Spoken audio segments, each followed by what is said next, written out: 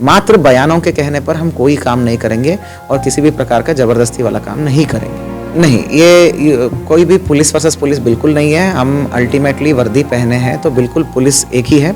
इसमें जो भी कार्रवाई होगी तथ्यात्मक साक्ष्य के आधार पर होगी। हार्ड एविडेंस जो बोलते हैं, साइंटिफिक एविडेंस के ऊपर। देखिए, कुंडा वाला मामले में ये अत्यंत संवेदनशील मामला है। विभिन्न पहलुएं हैं इस केस में, विभिन्न पहलुएं हैं। केवल इतने वन डे में ये सारे इन्वेस्टिगेशन कंप्लीट नहीं हो पाएगी।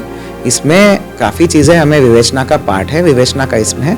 तो मैं बार बार यही बोल रहा हूँ, हम केस में आगे तभी बढ़ेंगे जब सबूत और तथ्यात्मक साक्ष्य हमारे हाथ में लग जाए। तो अभी तक ये अपडेट है कि बिल्कुल मौत हुई है, बहुत दुखद हुई है, दुर्भाग्यपूर्ण मौत है। तो हमने परिवार के तहरीर के आधार पर हमने 302 का हत्या का धाराएं जरूर दर्ज करी है, पर इसकी इन्वेस्टिगेशन गहनता से आधार पर होगी। अभी तक पोस्टमार्टम रिपोर्ट भी ऑफिशियली प्राप्त नहीं हुआ है। पहले पोस्टमार्टम रिपोर्ट होगा ना, पोस्टमार्टम रिपोर्ट में और अतिरिक्त सवाल पूछना है तो वो भी पूछेंगे। उसके बाद एक बार और हमें बहुत बड़ा क्राइम सीन होने की वजह से पूरी क्राइम सीन का एक बार फिर से हमें वो करना पड़ेगा, विजिट करके फोरेंसिक टीम के थ्रू हमें एक और विजिट कराना पड़ेगा। और भी साक्षी होता है वहाँ पे, वो सबको कैप्चर करना पड़ेगा, हमको उसको बैगिंग करना पड़ेगा, उसको सबूत के तौर पर कलेक्ट करना पड़ेगा। उसके बाद भी बहुत काम है, हमें सीसीटीवी फुटेज देखना पड़ेगा, सीसीटीवी फुटेज के बाद लोकेशन देखना पड़ेगा, सीडीआर देखनी पड़ेगी। उसके बाद बयानों के आधार पर भी काम करना पड़ेगा। सबूत और तथ्यात्मक साक्ष्य के आधार पर ही काम करेंगे हम लोग। मात्र बयानों के कहने पर हम कोई काम नहीं करेंगे और किसी भी प्रकार का जबरदस्ती वाला काम नहीं करेंगे।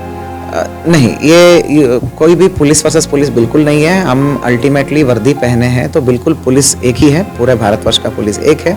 बट निष्पक्षता से काम करना है तो हम किसी को भी नहीं करते। हमने अपना निष्पक्षता का परिचय दे दिया है।